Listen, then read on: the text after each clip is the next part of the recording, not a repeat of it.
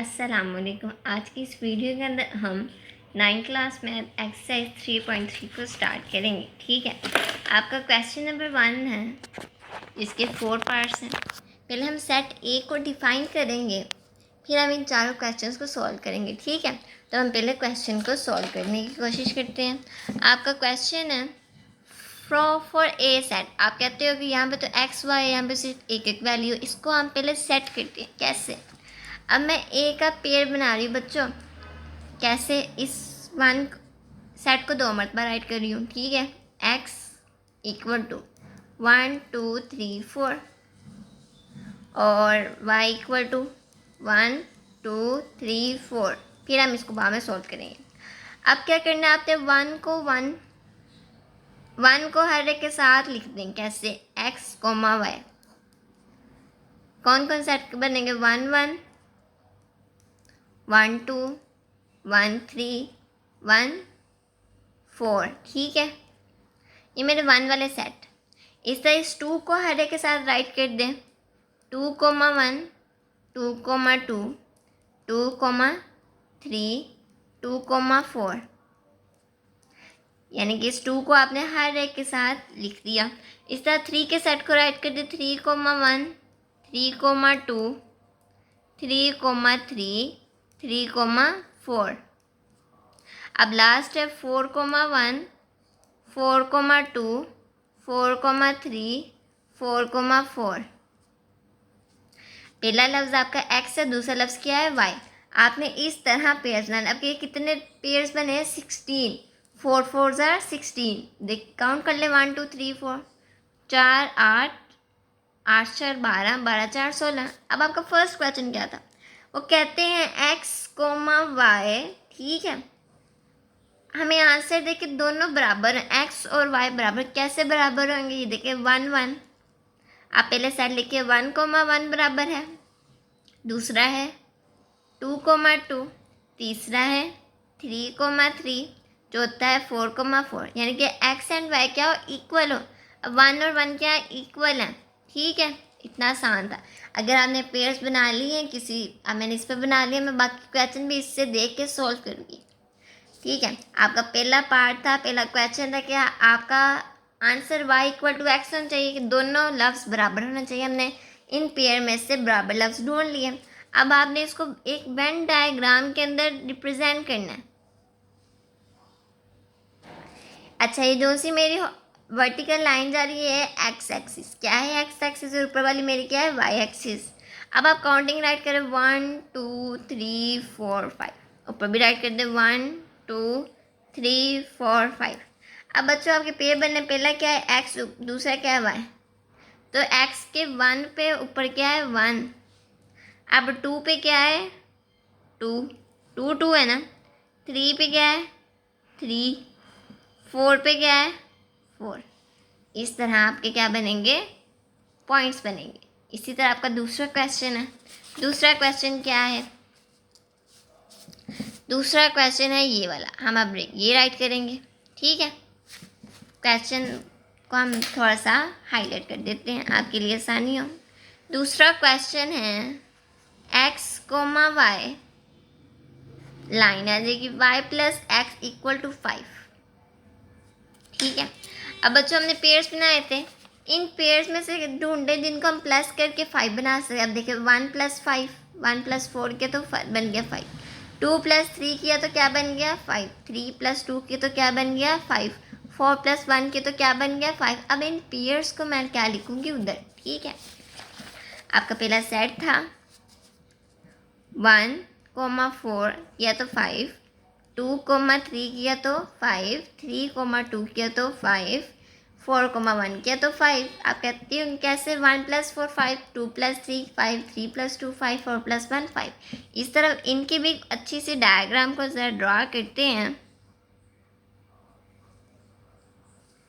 ठीक है, आप 1 2 3 4 5, यहाँ पे 0, 1 2 3 4 5। आपका पहला क्या है? एक्स। पहले हम लिखते हैं एक्स के 1 पे क्या है? वाई 4, यानी कि यहाँ पे पॉइंट आएगा। 1 पे 4, 2 पे 3, ऐसे ही है।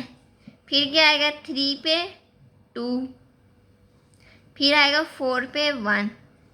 अच्छा, ये हमारा डिक्रीजिंग ग्राफ होता है। जब कोई वैल्यू ऊपर से नीचे आती है स्लाइड की जाने, वो कहती है डिक्रीजिंग। अब आपका क्वेश्चन नंबर 3 है, वो क्या है? x plus y less than 5। क्या आप किस ऐसे पेयर्स तो बनाए, लेकिन जब इनको प्लस करो तो वो लेस देन 5 हो। आपका तीसरा क्वेश्चन है x कोमा वाई, ठीक है, y plus x less than 5, ठीक है। अब आप पेड़ बनाए जो लेस देन 5 हो, बहुत से पेड़ हैं। पहले 1 के देख लें, 1 plus 1 2, 1 plus 2 3, 1 plus 3 4, 1 plus 5 1 plus 4 नहीं करना, ठीक है। अब मेरी पहली लाइन के अंदर 3 आ गए, तो हम पहले इन तीनों को राइट कर लेते हैं। 1 1 1 2 1 3। इसी तरह बस ज़रा 2 पे देखें ज़रा, 2 प्लस 1 3, 2 प्लस 2 4, इसमें से 2 पेयर आएंगे, ये भी राइट कर लें। 2 प्लस 1 3, 2 प्लस 2 4, हम प्लस नहीं राइट करेंगे, कॉम में से हम एक दूसरे को सेपरेट करेंगे।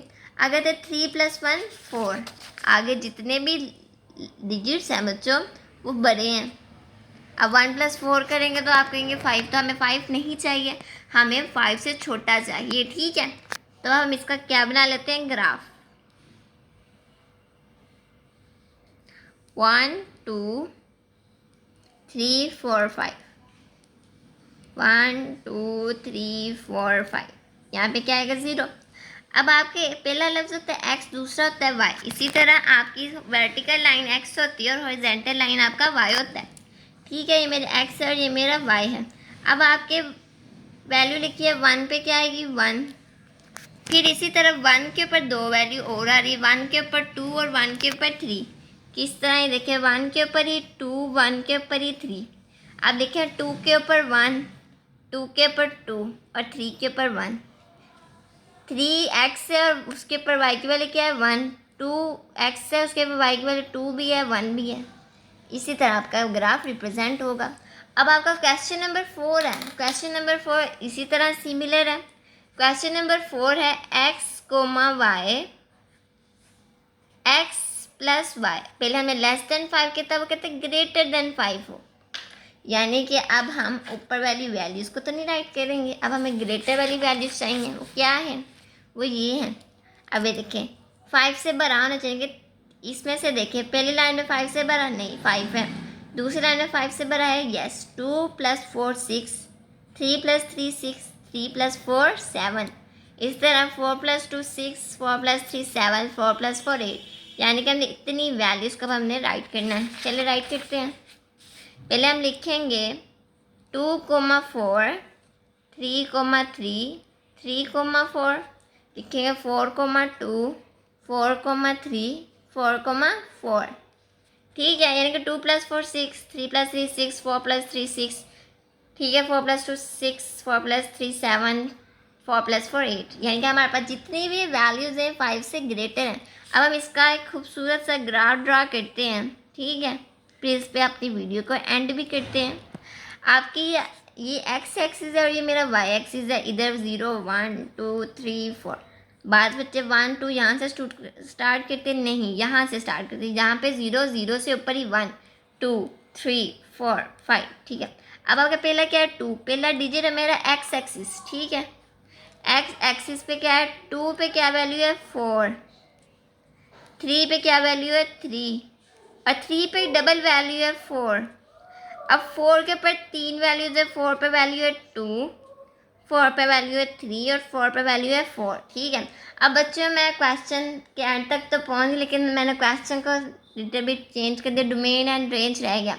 डोमेन एंड रेंज क्या होती है बच्चों, आपके पेयर्स हैं। पहला लफ्ज़ आपका डोमेन, पहला लफ्ज़ आपका क्या है डोमेन।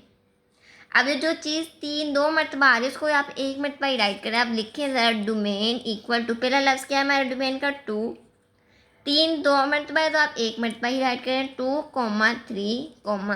अब 4 आपका शुरू वाला लफ्ज़ कितने मरतबा आएगा 3 मरतबा, उसको भी 1 मरतबा राइट करें। पहले लफ्ज़ आपकी है डोमेन, सेकंड लफ्ज़ क्या आपकी रेंज, रेंज क्या है 4 3 2। ऐसे ये 4 है फिर 3 है फिर 4 है फिर 2 है फिर 3 है फिर 4 है, इसको अरेंज करके लिखें। हम पहले लिखेंगे 2 3 4, पहले 4 था, फिर 3 था, फिर 2 था, तो मैं हमेशा असेंडिंग ऑर्डर से स्टार्ट करूँगी, 2 3 4। अब आप इसी तरह पहले पे आ जाए, इसकी भी डोमेन रेंज रहेगी। ठीक है, आप इससे लिखे डोमेन, पहला लफ्ज़ आपकी क्या है, डोमेन। 1 कितनी मरतबा आ गया, 3 मरतबा, लेकिन हम इसको लिखेंगे 1 मरतबा। 2 कितनी मरतबा है, 2 मरतबा, इसको भी हम लिखेंगे 1 मरतबा। 3 1 मरतबा।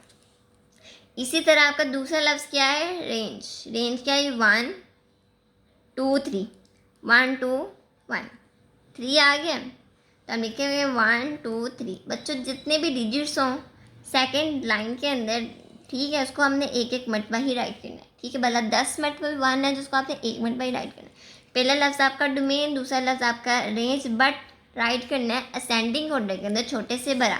इस तरह आप अपने पिछले क्वेश्चन की तरफ आ जाए, इसकी भी डोमेन रेंज रहेगी, कोई मसला नहीं। डोमेन इक्वल टू पहला लफ्ज़ आपकी डोमेन 1 2 3 4, दूसरा लफ्ज़ भी आपकी रेंज है 4 3 2 1, पूरे डिजिट्स है 1 से लेकर 4 तक, लेकिन ये डिसेंडिंग में, हमें क्या चाहिए, रेंज असेंडिंग है, तो आप खुद ही अरेंज कर दे 1 2 3 4। ठीक है, इस तरह आपका पहले क्वेश्चन की डोमेन रेंज रहेगी। पहला लफ्ज़ आपकी डोमेन, डोमेन इक्वल टू 1 2 3 4, और रेंज क्या होगी आपकी 1 2 3 4। ठीक है, तो हमने डोमेन रेंज भी कर लिया। अब आपके इस पार्ट का हर एक क्वेश्चन आपके according to the book solve हो गया। अब जो भी आपको डिफ़िकल्टी हो आप मुझसे कमेंट में पूछ सकते हैं। नेक्स्ट वीडियो के लिए अल्लाह हाफिज़।